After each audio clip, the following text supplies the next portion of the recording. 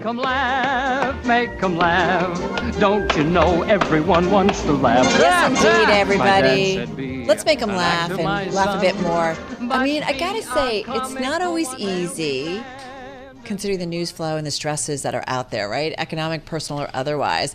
Gotta love that from Singing in the Rain. You know what, though? Dennis O'Connor. What? It's actually good to laugh. I know. Hey, okay, so This is good for us. We are nerds, but Speak for yourself. the Mayo Clinic points out that when it comes to relieving stress, more giggles and guffaws are just what the doctor ordered, noting that a good laugh has great short-term effects. When you start to laugh, it doesn't just lighten your load mentally, it actually induces physical changes in your body, including stimulating your organs, soothing tension, improving your immune system. So everybody in the control room, you better be laughing. No more. Yeah. I better go to the comedy festival, the 17th annual New York Comedy Festival. Yes. About to get underway in early November. A legend in the world of comedy is with us today in our studio, Caroline Hirsch, founder of Caroline's on Broadway. Of course you know that. She's here in our Bloomberg Interactive Broker studio. Welcome, welcome, welcome back. How are you? I'm good. So we have quite the medicine for you. The New York Comedy Festival. My voice doesn't usually sound like this. I The New need York Comedy it. Festival, November 3rd to the 12th. We've extended it this year. We're 10 days straight. Probably about 150 shows, still counting. Wow. We're still adding. We're still putting people together, so still announcing new shows coming up. 22 theater shows, so we're very, very happy. Caroline, I just had family in from Texas, and you know what they did? They did a bunch of things around New York. It was a short weekend. They went to a comedy show. People want to experience things. How did you guys think about that? Like, are you seeing increased demand or a lot of demand coming out of the pandemic of people just wanting to go to things like comedy shows? Well, I think that in general, people want to go to live events, and I think live events are like the big thing right now. So, look, when we put tickets on sale, we got a really, really robust kind of reaction to it. So ticket sales are really, really good. That's so great to hear. That's good. It's good. It's good for New York. Okay, give us some names. Because who's going to Bill be there? Burr I've at heard of Madison him. Square Garden. Okay. Shane Gillis at Carnegie Hall. Matteo Lane, Jimmy Carr, Anthony Jeselnik, all at Carnegie Hall. And you know what happens that, people go to Carnegie Hall and then they'll go to the restaurant across the street. Right. So what we do is bring this stimulus to New York City, which we're always happy to do, and we have a lot of fun with doing it. And then we have, we have Brett Goldstein. Do you know him from Ted Lasso? Yes. So he's doing 3 shows Love him. at the Beacon Wait, can we Theater. all say what he says? Oh no, we can't say that on air, can we? You can, We you do- can, we Carol, but it do- might be your last show. We do say it a lot in the newsroom, but go ahead. He's so great. Yeah, and then we have, we have a big event, which is Stand Up for Heroes, which kind of opens up the festival this year on November 6th. So we have Jimmy Carr there, Tracy Morgan, Rita Wilson will be singing, Shane Gillis, Ronnie Chang, Jon Stewart, who's a constant there, and also Josh Groban and John Mellencamp. So that is quite a show. Are they doing comedy? Those last two? They Or might be. Are they singing? They're singing. Okay. They're singing. That's so cool. How do you think about when you put it together? 17 years and running. Talk to us about like how it's evolved. Oh, it's 19 years. The festival is forgive 19 me. years and 17 years for the Stand Up for Heroes. But it's 19 years. Next year, we're having a big blowout, the 20th year in New York City. Wow. We start Forgive the me. day after we finish here. We start for next year. Actually, we're trying to secure venues already for next year. Our big shows at Madison Square Garden. So we do that constantly. We don't often, because we have a global audience here on the program. Do we really? Yeah, we do. I had no idea. That's some comedy for you. Are, I'm only kidding. I'm looking into the control room to They're see all if they like, can save "Stop." me. They're not laughing in there, Carol. I know. Stick to my day job. But we do, and we have a national audience as well. So why are we talking about something here in New York? Well, because a lot of people from all over the world and all over the country come to this. Talk a little bit about who this attracts and sort of where New York is right now in the comedy scene, because there are people who are saying, okay, LA is, a classic place for comedy. You got Joe Rogan in Austin doing his thing, trying to make Austin comedy happen. Where do you stand on all this? Nah, you can never negate New York. Okay. Nah. You can't take the New Yorker out Says of a me. good New Yorker. No, it's here. It's here. It's here's where it starts. This is where you get the creative juices. This is where you get the ideas. The whole thing with LA was that, which is not so quite in fashion right now, is to go out there to get your sitcom. That's not really happening anymore. Now it's Wasn't happening over the last 5 months with the writer's strike, I can tell you that. I guess they're back. That's a really good point, because you did see a lot of comics for a long time, right? Get a series and then just move to television. It's kind of not happening. But now the anymore. touring that goes on, when you have a great special that's on TV, you take that and you go on the road, and that's your millions of dollars that these people, comedians are making on the road. When you're selling out Beacon Theaters, Carnegie Hall, when you're selling out the Garden, this is big bucks. So it's a big business for a lot of people that have really made it and are able to tour around the country. Can we talk about the business of comedy? And I think about last December, your iconic club, right? You did not renew your lease. It's spot in Times Square. How hard was that?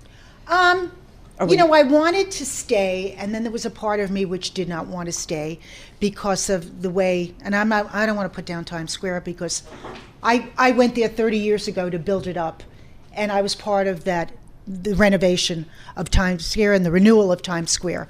So I'm not going to put it down, but things were changing there. The city was changing there. I felt that after COVID, the whole seascape there was changing. And I said, let me step back. I own the brand. I want to take the brand. I'm extending it through the festival. And then we have other ideas where we're going with that. Okay. Give us some of those other ideas. Yeah, well, we're taking the Carolines brand and, kind of producing content and putting it out there, and specials and everything else that we do with comedy on a grander scale. I mean, it really was the end of an era for you not to renew your lease there. Well, yeah. I was there 30 years in Times Square. So, I mean, Times Square changed a lot in 30 years, and it changed a lot just in a few years because of the pandemic. Talk to us a little bit about what happened and the decision-making process and the external factors there too. Okay, so obviously I went to my landlord and I go, listen, we need some relief here. Things have changed a lot. So can you? He goes, no, actually, we really want to raise the rent. So I said, oh, but there's so many repairs that have to be done. I'm here for 30 years, air conditioning, electrical work, just things needed to be upgraded.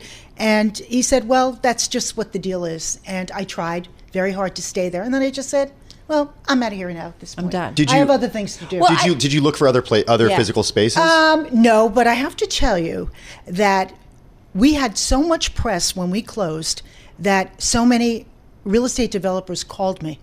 Wow. And said, I have spaces for you, and I will even help you build it out.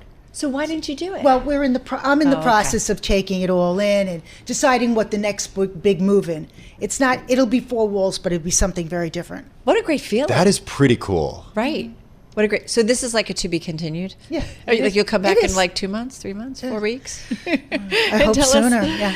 No, but that's a really good thing. Because it's funny, we look even around our environment and the retailers that aren't here anymore. And I remember one retailer leaving, I think it was Pottery Barn or Williams-Sonoma, and I said, why are you guys leaving? This is a great location. They're like, no, it's really expensive for us to be here, and we just can't afford it. And I just think about, whether it's businesses or companies that have really been so much a part of the NYC fabric, and then all of a sudden they just can't afford it. Well, it's just crazy. It's changed. Things have changed. We heard about Target closing. So it's bad. It's bad. But then again, everything's kind of shifted online. Things have changed. Thank God we still have Bergdorf's here. Well, with change comes new opportunities. And like you say, there's probably things obviously you can't talk about. But, when things, what do they talk, when you get lemons, you make lemonade. Like you find new opportunities. Caroline is on the show right now. Can I ask you, what do you find funny today? Are you crying? Oh my God, she's actually tearing up. It's good. I'm laughing. Yeah. Oh my God, great. We need laughter. What do you find funny today? You know what it is? You know what I find funny is that it's almost the point when a joke it reaches a point where it is such a great joke that it hits the point that it's almost politically not correct. And those kind of jokes. Carol wants to talk about. Oh, those kind of jokes are brilliant. To get to that line, make your point, but not go there. Remember when we could say, it's a joke, people. So you can still say that. No, you can't. It's how tough. Well, it doesn't matter if, Netflix staff walk out over, your special. You're still selling out arenas across the country. I'm talking about Dave Chappelle here. That's the truth. Yeah. Is it tough for comics today, though? I don't think so. I just think they need to stay on a steady, straight path, and I think that they do realize that things could be offensive. And I think that, look, I've seen a lot of male comics change a lot of stuff. What they used to say, they wouldn't dare say that. I mean, they get strangled by every woman in the audience. But things have changed like that. And I think people are, mindful of other people like that. Like we were just talking before I walked in here, I was talking about Don Rickles today. We said, oh my God, he couldn't insult people like that today. That's a good point. I grew up But it watching was a joke. Don Rickles, Dean Martin, all those guys. Like, But you think self-censorship is real? I think it is. I think it is. But to a good self-censorship, not anything like. I think it's good. But it's that brilliant joke that may cross the line but doesn't, and those are the greatest. Those are the greatest Who can jokes. still get away with stuff? Who can really push it? Are there certain comics? Well, Dave Chappelle can. Ali Wong can. That's a She's woman that funny. can hit that mark of not crossing the line, but crossing the line. Where you going? My turn. Where you going? Okay. Go. I want to know your opinion, Caroline, about the role of comedy clubs today, given that there's YouTube, there's TikTok, there are all these places where comedians, up-and-coming comedians, can post their content and build a following there. That's a good thing. That's a good thing for clubs, because when they build the following, then they get booked into the club and they make really nice money and everybody's happy because they sell out. So it's also still that live experience. People still want it. They want to go in that room with you and me and all laugh together. That's what they want. That's the thing about what makes a joke. It's that the community is sitting there saying, oh God, that happened to me too, and you laugh.